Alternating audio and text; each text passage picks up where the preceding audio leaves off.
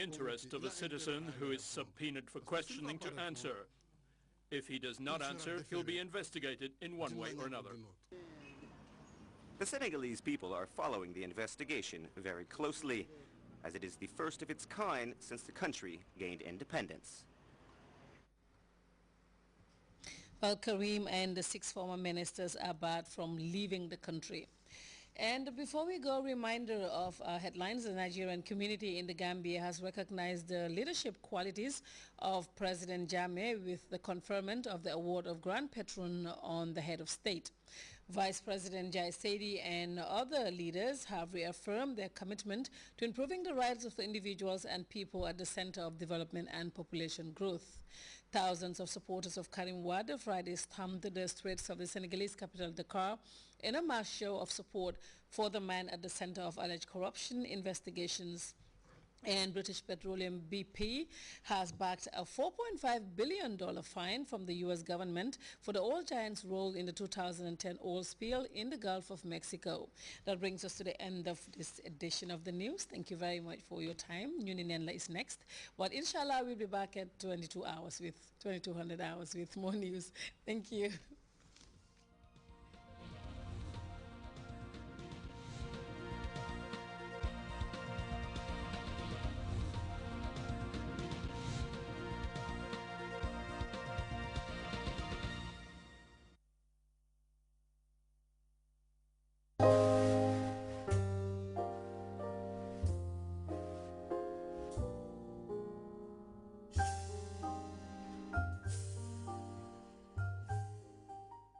I would like to call upon our keynote speaker, Her Excellency Isato Nji Saidi, the Vice President, Minister of Women's Affairs, Republic of the Gambia.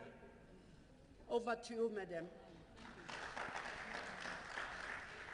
Thank you very much, Madam Chairperson.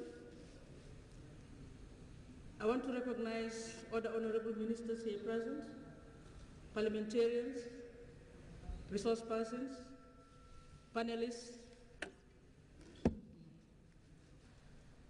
as well as the PPD Secretariat and staff, all other protocols duly and respectfully observed. Distinguished ladies and gentlemen.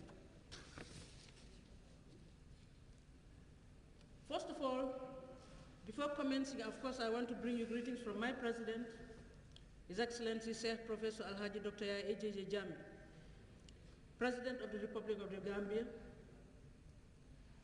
In addition, the women and the girls of the Gambia, because that is the theme for our discussion today.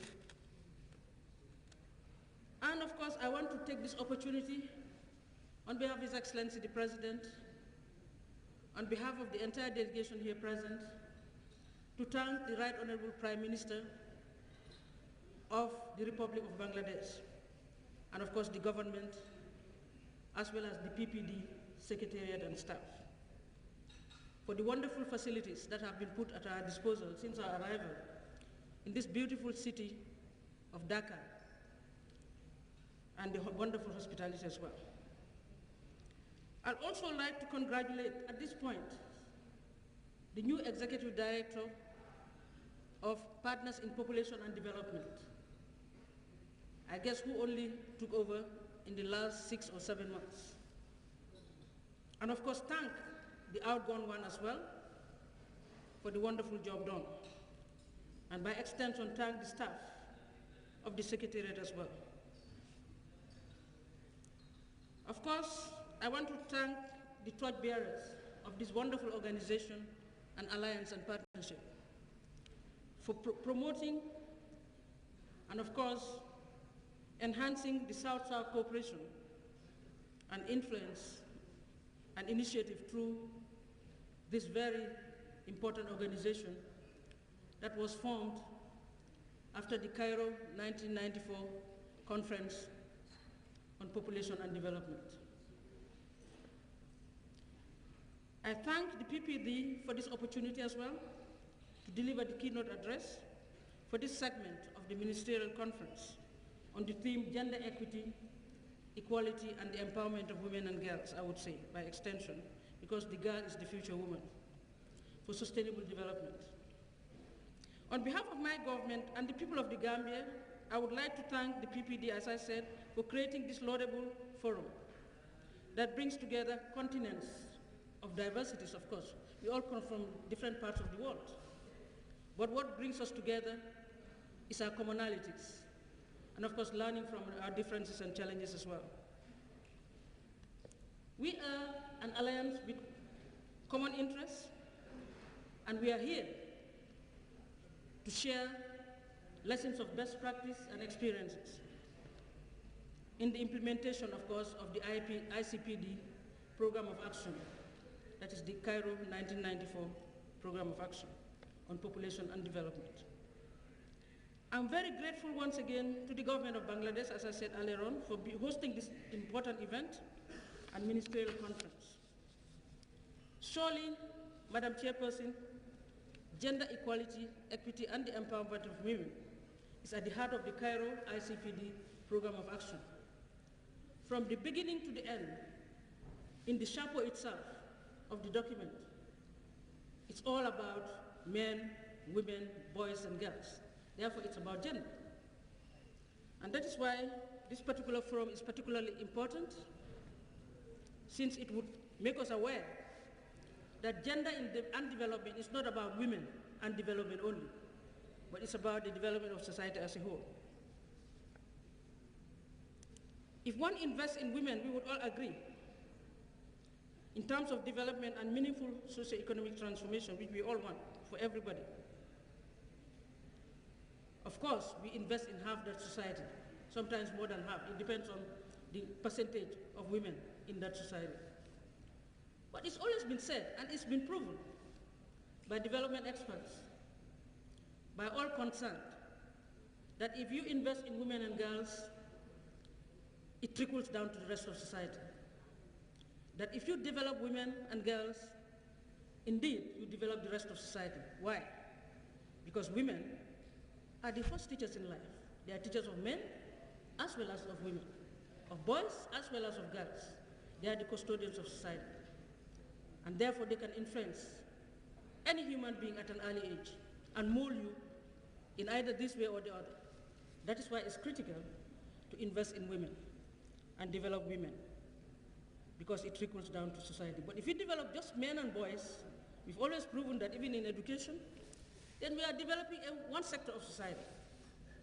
And that is why it's critical, because it's an efficient form and an effective form of development for any country. The issue at hand cannot be overemphasized. Therefore, gender equity, equality, and the empowerment of women and girls, once a taboo subject, of course, in some areas, in some countries of the world, is increasingly within reach now, thank God, in most parts of the globe, thanks to sensitization by gender experts, by activists, by governments, and indeed at the global level as well. This, among other things, gives women informed choices or options. That is the whole process of gender equity, equality, and the empowerment of women and girls, which would enable them to be independent thinkers and agents of change for the better. And these options have now become, of course, a precondition or sine qua non for sustained and sustainable development, meaningful socio-economic transformation, which is very critical for everybody in society. The new era heralded by women and girls attaining higher literacy levels, for example, broad-based education, taking up leadership roles and responsibilities, and making independent choices and decisions on their sexual as well as reproductive lives is indeed an exciting time for women in all countries of the world. What would I say? An exciting time for society and anybody who understands what that means. Governments are recognizing that they cannot continue to develop and prosper without fully engaging one half of their population. Achieving gender equality, therefore, and women's rights is regarded at par with other pressing global issues, including ending poverty, for example, and hunger. Because it's been said, also reducing